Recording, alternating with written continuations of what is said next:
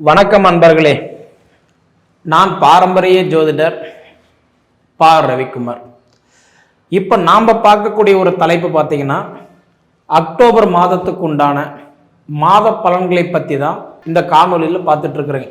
இந்த அக்டோபர் மாதம் கடகராசியில் பிறந்தவங்களுக்கு நிச்சயமாக சொல்கிறேன், ஒரு அற்புதமான வாய்ப்பை கொடுத்துருக்கிறார். அதாவதுன்றது காத்துள்ள போது தூத்திக்கணும், மழை வராத முன்ன வீடு கட்டிக்கணும் அப்படின்றது நம்ம முன்னோர்கள் சொல்லியிருக்கிறாங்க. இதுக்கு என்ன காரணம் அப்படின்னு பார்த்தீங்கன்னா 3 காரணம் சொல்லலாம். உங்களுடைய வாழ்வாதாரம் இந்த மாதம் நல்லா இருக்கிறதுக்கு 3 காரணம் நான் சொல்லுவேன். அது உங்கள் மைண்டில் நல்லா குறித்து வச்சுக்கோங்க. முதல் வாய்ப்பு அப்படின்னு பார்த்தீங்கன்னா, கடகராசிக்கு அதிபதி யாருன்னா சந்திரன். அதாவது நீர் ராசி அப்படின்றதுனால பொதுவாக சந்திரனுக்கு நம்ம மேக்சிமம் பலன் கிடையாது. அதனால நம்ம அடுத்த கட்டத்தில் இருக்க வேண்டிய சூரிய பகவான் அப்படின்னு எடுத்துக்கிட்டீங்க அப்படின்னா, உங்களுக்கு 2ஆம் வீட்டுக்கு அதிபதி யாருன்னா சூரியன். மாத கிரகம் நெருப்பு ராசி அப்படின்னு பார்க்குறவர் யாருன்னா சூரியன் தான். கௌரவத்தை பார்க்குறவர், ஸ்டேட்டஸ் பார்க்குறவர் யாருன்னா சூரியன் மட்டும்தான். அந்த சூரியன் பார்க்கும்போது உங்களுக்கு இப்போ எத்தனை இடத்துல இருக்கிறாருன்னா தைரியஸ்தானத்தில் இருக்கிறார். இது ஒரு மிகப்பெரிய உங்களுக்கு ஒரு பலம். ஏன்னா உங்களுக்கு தனஸ்தானத்துக்கு அதிபதி தைரியஸ்தானத்தில் போய் உட்காரும் போது உங்களுக்கு என்ன பண்ணுவார்னா, இந்த மாதம் 4 காசு உங்களுக்கு கைக்கு வர வேண்டிய வாய்ப்பு நல்லா இருக்கும். ஏன்னா 2ஆம் இடம்ன்றது தனஸ்தானம், குடும்பஸ்தானம், கல்விஸ்தானம், அது போக வாக்குஸ்தானம்.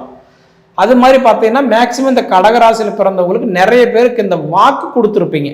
இந்த டேட்டில் இதை முடிச்சு கொடுக்குறேன், இந்த டேட்டில் இந்த அமௌண்ட்டை நான் கட்டுறேன், இந்த டேட்டுக்குள்ளார இதை நான் செஞ்சிடறேன் அப்படின்ற ஏதோ ஒரு வாக்கு கொடுத்துருப்பீங்க.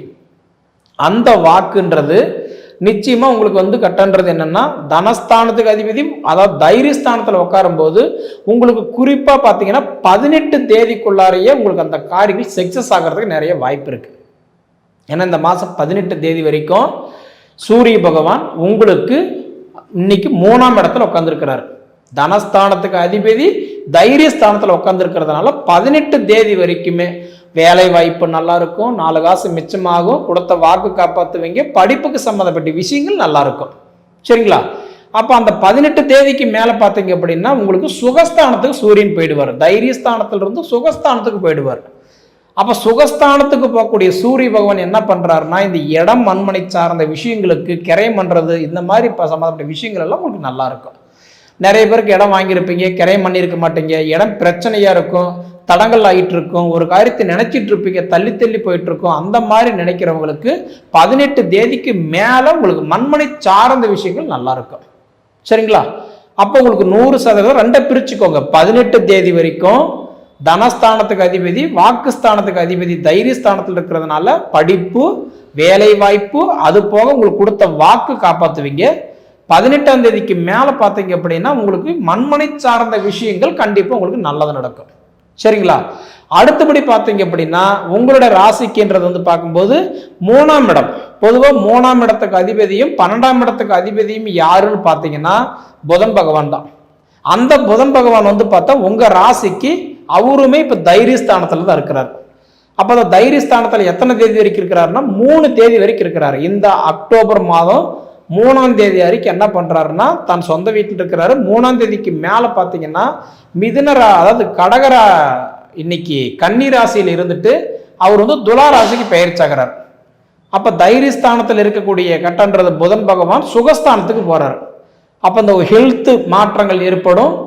அதே மாதிரி இந்த பொதுவாகவே இந்த உடல் உபாதிகள், அதாவதுன்றது ஏதோ ஒரு சூழ்நிலை மாசம் கண்டா கரண்ட் பில்லு கட்டுறமோ இல்லையோ, மருந்து மாத்திரை செலவு 10 ரூபா வாங்கிட்டு இருக்கிறேங்க, அந்த மாதிரி அந்த உடல் உபாதிகள், உடல் தொந்தரவு இந்த மாதிரி இருக்கக்கூடிய இடத்துல இருந்தது அப்படின்னா அடுத்தது என்ன பண்றாருன்னா உங்களுக்கு நிச்சயமா தன் 3ஆம் இடத்துல இருந்து 4ஆம் இடத்துக்கு போறாரு. 3 தேதிக்கு மேல உங்களுக்கு நல்லா இருக்கும், நீங்க பயப்படவே வேண்டாம். ஏன்னா 3 தேதிக்கு மேல பார்த்தீங்கன்னா சுகஸ்தானத்துல போய் உட்காந்துருவார். நிச்சயமா ஓரளவுக்கு ஹெல்த் நல்லாவே இருக்கும். சரிங்களா? அதே மாதிரி அடுத்தது பார்த்துட்டீங்க அப்படின்னா 4ஆம் இடம் சுகஸ்தானத்துக்கும் 11ஆம் இடம் லாபஸ்தானத்துக்கும் அதிபதினு சொல்லக்கூடிய இன்னைக்கு சுக்கிர பகவான் பார்த்தீங்க அப்படின்னா இப்போ உங்க ராசிக்கு 2ஆம் இடத்துல இருக்கிறார். அப்ப அந்த சுக்கிர பகவான் 9 தேதி வரைக்கும் பார்த்தீங்க அப்படின்னா உங்களுக்கு 2வது வீட்டில் இருக்கிறார். 9 தேதிக்கு மேல 31 தேதி வரைக்கும் பார்த்தீங்க அப்படின்னா உங்களுக்கு தைரியஸ்தானத்துக்கு போயிடுவார். அப்ப அந்த தைரியம் யார் உங்களுக்குனால கிடைக்கும்? உங்க மனைவினால உங்களுக்கு சப்போர்ட் கிடைக்கும். கல்யாணம் ஆகல அப்படின்னா தாயினால சப்போர்ட் கிடைக்கும். கல்யாணம் ஆயிருந்தா மனைவினால உங்களுக்கு சப்போர்ட் கிடைக்கும். இது வந்து கரெக்டா பார்த்தீங்க அப்படின்னா உங்களுக்கு 9 தேதிக்கு மேல உங்களுக்கு ஓரளவு பலம் கொடுத்துருவார். ஏன்னா 9 தேதி வரைக்கும் சுக்கிரன் வந்து உங்களுக்கு 2ஆம் இடத்துல தான் இருக்கிறார். 9 தேதிக்கு மேலதான் அவர் வந்து தைரியஸ்தானத்துக்கு போறார். அப்ப அதுக்கு மேல உங்களுக்கு தாயினாலேயோ மனைவினாலேயோ உங்களுக்கு கண்டிப்பா ஒரு சப்போர்ட் கிடைக்கிறதுக்கு வாய்ப்பு உண்டு. சரிங்களா? அப்ப இது போக பார்த்தீங்க அப்படின்னா அடுத்தது 5ஆம் இடம் புத்திரஸ்தானத்துக்கும் 10ஆம் இடம் சொந்த தொழிலுக்கும் அதிபதி யாருன்னா செவ்வாய் தான். அப்ப தொழிலுக்காரகன் புத்திரக்காரகன் யாருன்னா உங்களுக்கு வந்து செவ்வாய் தான். அந்த செவ்வாய் உங்களுக்கு எங்க இருக்கிறாருன்னா இப்ப 4ஆம் இடத்துல சுகஸ்தானத்தில் இருக்கிறார்.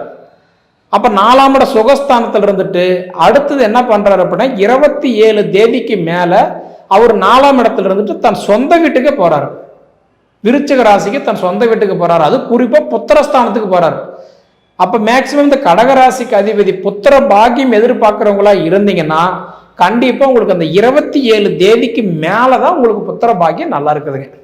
அதுக்கு முன்னாடி என்னதான் நீங்க வந்து கரெக்டா முயற்சிகள் பண்ணிட்டு இருந்தாலும் என்னதான் பார்த்தாலும் இந்த செவ்வாய் பகவான் புத்திரஸ்தானத்துக்கு அதிபதி நிச்சயமா தான் சொந்த வீட்டுக்கு போனா மட்டும்தான் உங்களுக்கு என்ன பண்ணுவாருன்னா முழுமையான உங்களுக்கு பவர் கொடுக்குறாரு. சரிங்களா? அப்ப இது போக பாத்தீங்கன்னா உங்களுக்கு 6ஆம் இடத்துக்கு அதிபதியும் 9ஆம் இடத்துக்கு அதிபதி யாருன்னா குரு தான். 6ஆம் இடம்ன்றது ருண ரோக சத்ரு ஸ்தானத்துக்கு அதிபதியும் 9ஆம் இடம் பாக்கியஸ்தானத்துக்கு அதிபதியும் அது போகன்றது வந்து பார்த்தீங்க அப்படின்னா பிதிருஸ்தானத்துக்கு அதிபதியும் யாருன்னு பார்த்தீங்கன்னா இன்னைக்கு அதாவதுன்றது மாதுரஸ்தானத்துக்கும் பாக்கியஸ்தானத்துக்கும் அதிபதி யாருன்னா குரு தான்.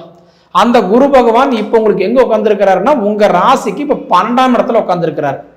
12ஆம் இடத்துல இருக்கிற குரு பகவான் வந்து பாத்தீங்கன்னா அடுத்தது வந்து உங்க ராசிக்கு தான் அதிசாரமாகி உங்க ராசிக்கு வராரு.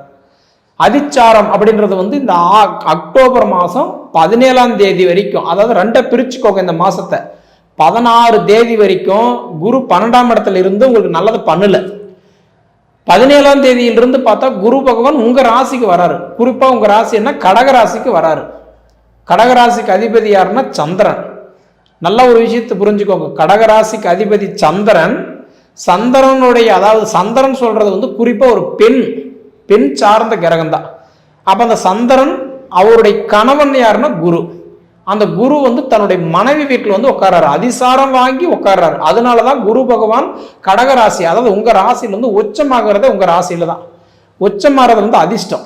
அப்ப குரு வந்து பாத்தீங்கன்னா உங்களுக்கு 17ஆம் தேதி வரைக்கும் சப்போர்ட் பண்ணல. 17ஆம் தேதியில் இருக்கு. அதுக்கப்புறம் தான் உங்களுக்கு சப்போர்ட் பண்றாரு. ஏன்னா உங்க ராசிக்கு வந்து உச்சமாகிறாரு.